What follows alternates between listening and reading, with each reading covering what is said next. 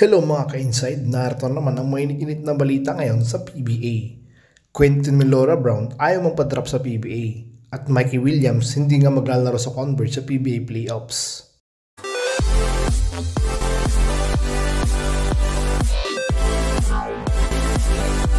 Matapos nga ang UAAP 87 season ni QMB ay nagsabi nga siya na option nga lang niya magpa-drop sa PBA. Pero ilang buwan na nga lang ay malapit na nga ang PBA 58 draft ay ayon nga kay Sir Snow Badua ay hindi nga daw kapadrap itong si QMB ng 3 taon.